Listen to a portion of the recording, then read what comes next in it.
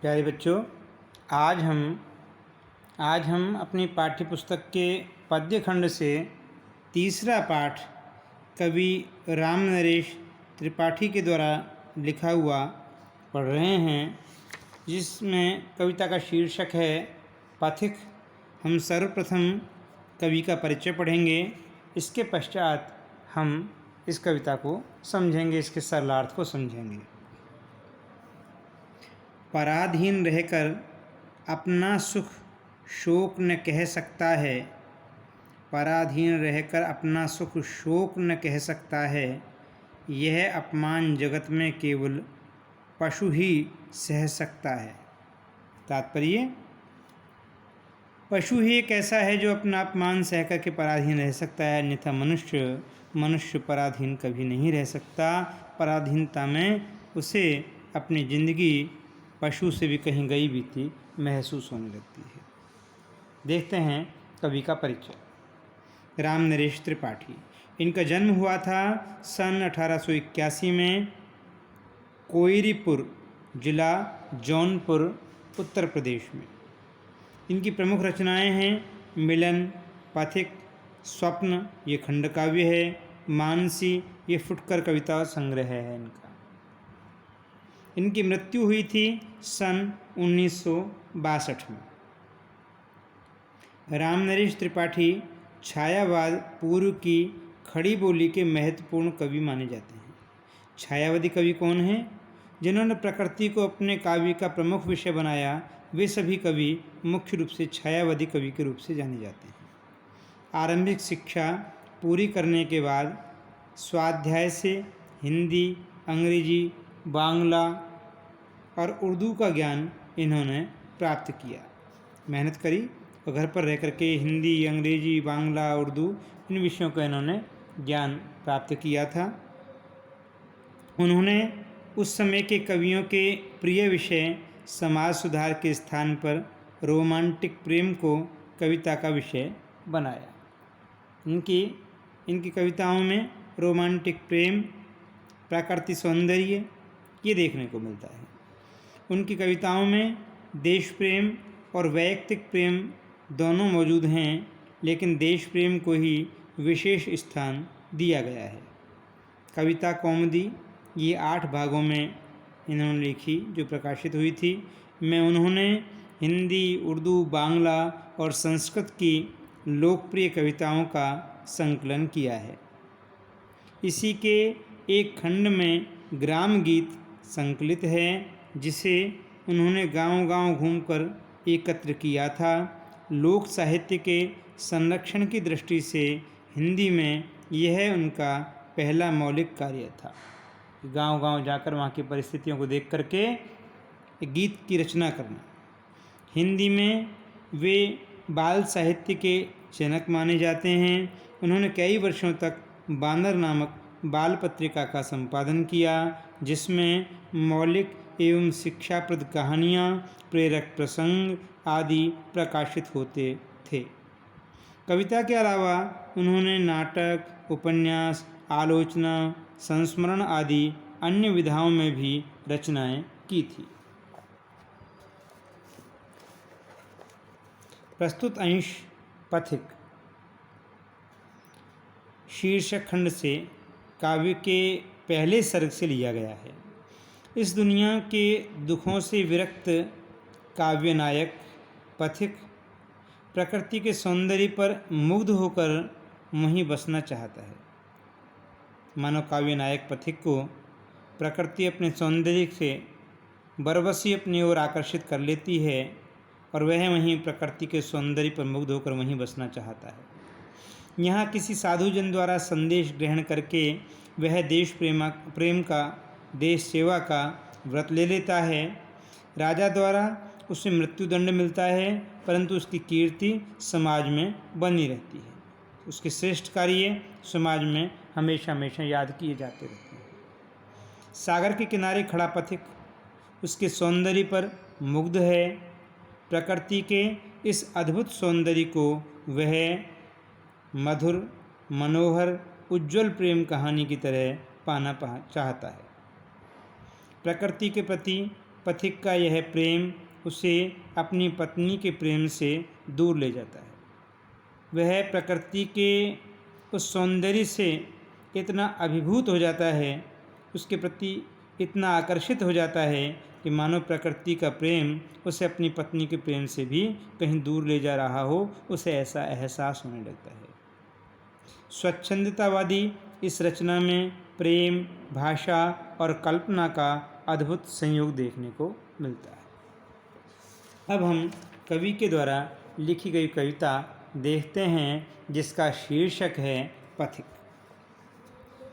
प्रतिक्षण नूतन वेश बनाकर रंग बिरंग निराला, रवि के सम्मुख थिरक रही है नभ में वारिद माला। नीचे नील गगन मनोहर, ऊपर नील गगन है, घन पर बैठ बीच में विचरूं यही चाहता मन है।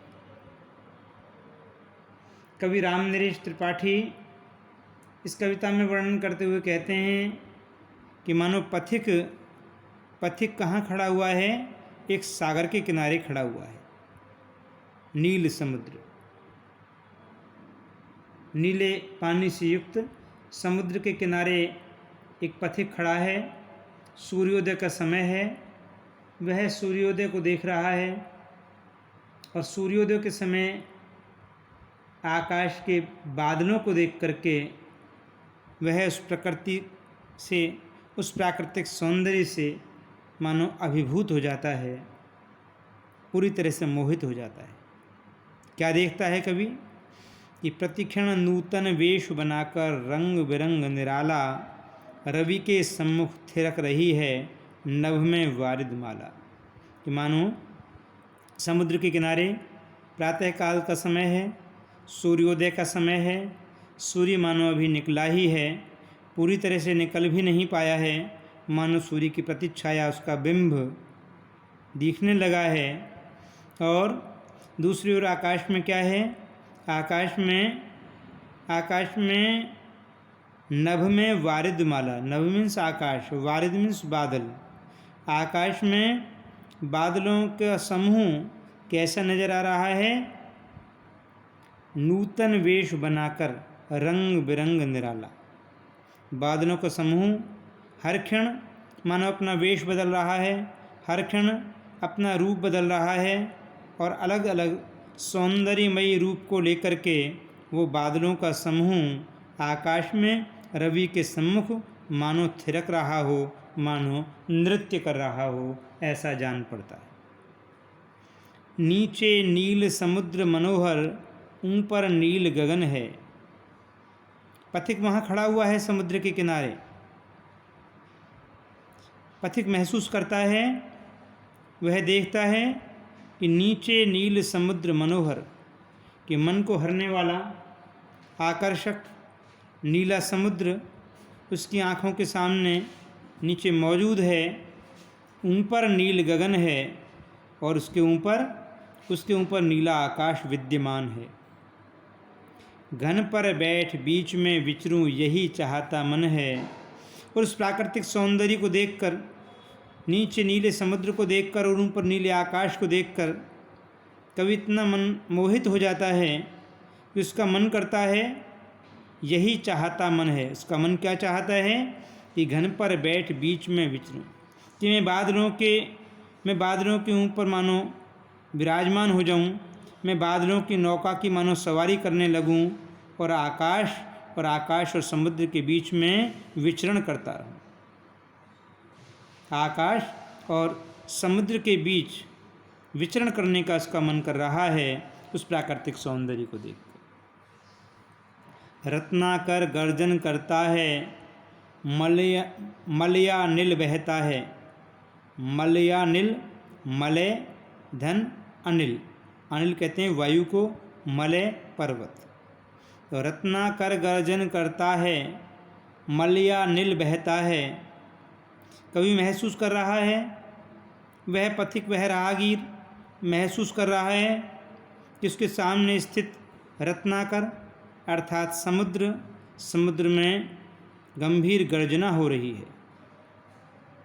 समुद्र गर्जन कर रहा है और मलया नील बहता है और मलय पर्वत से छूकर बहने वाली जो सुगंधित मंद मंद हवा है, वायु है, वो बह रही है। हरदम यह हौसला हृदय में प्रिय भरा रहता है। और उस समुद्र की गर्जना को देख करके वहाँ मलय पर्वत से छूकर बहने वाली शीतल सुगंधित पवन का आनंद लेकर के कवि को कैसा महसूस होता है कि हरदम यह हौसला हृदय में प्रिय भरा रहता है। इस विशाल विस्तृत महिमामय रत्ना के घर के कोने कोने में लहरों पर बैठूं फिरूं जी भर के। कवि कहता है कि हे प्रिय, उस सुंदर वातावरण में, उस समुद्र की गर्जना के बीच, उस मलय पर्वत से बहने वाली सुगंधित शीतल मंद पवन का आनंद लेते हुए मेरा मन कर रहा है कि इस विशाल विस्तृत महिमामय रत्नाकर के घर के, रत्नाकर समुद्र, उस विशाल विस्तृत और महिमा से युक्त समुद्र के घर के हर कोने में, कोने कोने में लहरों पर बैठूं फिरूं जी भर के। उस समुद्र के कोने कोने में मैं लहरों पर बैठ कर के विचरण करता रहूं। मैं लहरों पर बैठ कर के समुद्र के कोने कोने में जाऊं और उसका आनंद लूं। समुद्र कैसा है? समुद्र गर्जना करता हुआ है। समुद्र के ऊपर मलयगिरी पर्वत से बहने वाली शीतल और सुगंधित पवन बह रही है। निकल रहा है जलनिधि तल पर दिनकर बिंब अधूरा।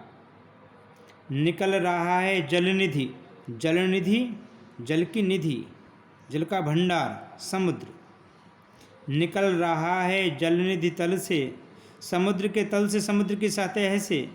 कभी समुद्र के किनारे पर खड़ा हुआ है, कभी महसूस कर रहा है, प्रातःकाल का वर्णन है कि समुद्र के तल से मानो सूर्य धीरे धीरे निकल रहा है। दिनकर मीन्स सूर्य निकल रहा है जलनिधि तल पर दिनकर बिंब अधूरा। दिनकर का अर्थात सूर्य का बिंब, उसकी प्रतिच्छाया अभी अधूरी अधूरी सी नज़र आ रही है। ऐसा लग रहा है कि मानो समुद्र से सूर्य आधा तो ऊपर निकल आया है, लेकिन आधा समुद्र के अंदर ही अभी छुपा हुआ है। कमला के कंचन मंदिर का मानो कांत कंगूरा। समुद्र में से बिंब के रूप में दिखलाई पड़ने वाला आधा सूर्य, जो भी मानो पूरी तरह से बाहर निकला भी नहीं है, कैसा लग रहा है कि मानो कमला के कंचन मंदिर का मानो कांत कंगूरा। कि मानो कमला मीन्स लक्ष्मी जी, कंचन मीन्स स्वर्ण, कांत मीन्स सुंदर, कंगूरा मीन्स गुंबद। कि कमला के कंचन मंदिर का मानो कांत कंगूरा, मानो लक्ष्मी माता का मंदिर हो समुद्र में। और लक्ष्मी जी का मंदिर कैसा हो? कंचन मंदिर, लक्ष्मी जी का मंदिर जो स्वयं धन की देवी हैं, स्वर्ण की देवी हैं। कंचन मंदिर, उनका मंदिर कैसा बना हुआ, उनका घर कैसा है? सोने से बना हुआ। कमला के कंचन मंदिर का मानो कांत कंगूरा। तो सूर्य जो समुद्र के किनारे ऐसा लग रहा है कि मानो आधा बाहर निकला हुआ है। सूर्य का बिंब देख करके कवि को ऐसा एहसास हो रहा है कि मानो लक्ष्मी जी जो स्वयं स्वर्ण के बने हुए मंदिर में रहती हैं, उनका सोने से बना हुआ कांत में सुंदर कंगूरा थोड़ा सा बाहर निकल करके अभी आया हो। लाने को निज पुण्य भूमि पर लक्ष्मी की असवारी, रत्नाकर ने निर्मित कर दी स्वर्ण सड़क अति प्यारी। जब सूर्य का बिंब निकला है, सूर्य आधा आधा से निकला है, तो सूर्य की सुनहरी किरणें समुद्र के पानी के ऊपर ऐसी लग रही हैं मानो किसी स्वर्ण सड़क का निर्माण हो गया हो, किसी स्वर्ण पथ का निर्माण हो गया हो। और ऐसा लग रहा है कि लाने को निज पुण्य भूमि पर लक्ष्मी की असवारी। इस धरती भूमि के ऊपर, इस पुण्य भूमि के ऊपर मानो लक्ष्मी जी की सवारी लाने के लिए रत्नाकर ने स्वयं स्वर्ण से निर्मित सड़क का निर्माण कर दिया हो। मानो समुद्र स्वयं लक्ष्मी जी का आह्वान करने के लिए, लक्ष्मी जी का स्वागत करने के लिए स्वर्ण निर्मित सड़क निर्माण करके मानो लक्ष्मी जी का आह्वान कर रहा हो, उनके कंचन मंदिर को आगे बुला रहा हो, जिसमें मानो लक्ष्मी जी मौजूद हो। तो कमला के कंचन मंदिर का मानो कांत कंगूरा, लाने को निज पुण्य भूमि पर लक्ष्मी की असवारी, रत्नाकर ने निर्मित कर दी स्वर्ण सड़क अति प्यारी। निर्भय दृढ़ गंभीर भाव से गरज रहा सागर है। जो समुद्र है, समुद्र में गर्जना हो रही है। और गर्जना कैसी हो रही है? मानो समुद्र निर्भय होकर के, भय से रहित होकर के, दृढ़ता के साथ गंभीर भाव से मानो गर्जना कर रहा हो। निर्भय दृढ़ गंभीर भाव से गरज रहा सागर है। लहरों पर लहरों का आना सुंदर अति सुंदर है। और समुद्र में जो हवा चल रही है समुद्र के किनारे, मलय पर्वत से निकलने वाली जो सुगंधित शीतल मंद पवन है, वो पवन लहरों को मानो धकेल रही हो। लहरों पर लहरों का आना सुंदर अति सुंदर है। एक लहर समुद्र में बहती हुई नजर आती है, लेकिन उसके पीछे पीछे वायु के प्रवाह के कारण, वायु के वेग के कारण दूसरी लहर और दूसरी के पीछे तीसरी और चौथी लहर, इस प्रकार लहरों के ऊपर लहरें निरंतर समुद्र में उठ रही हैं, जो वहाँ के दृश्य को अत्यंत मनमोहक बना रही हैं, आकर्षित बना रही हैं, चित्ताकर्षक बना रही हैं। लहरों पर लहरों का आना सुंदर अति सुंदर है।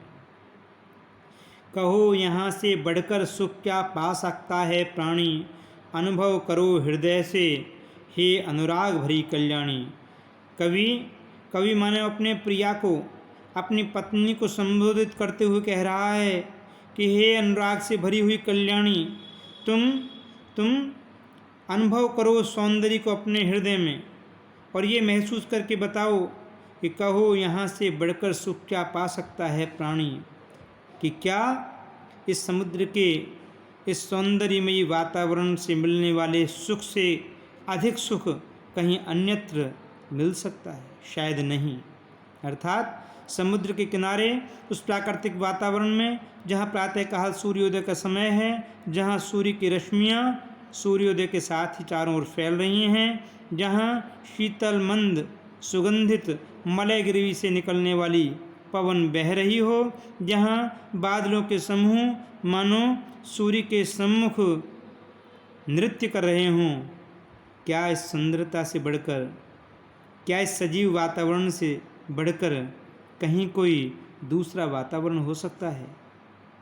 क्या यहाँ से अधिक सुख किसी दूसरे स्थान पर मिल सकता है?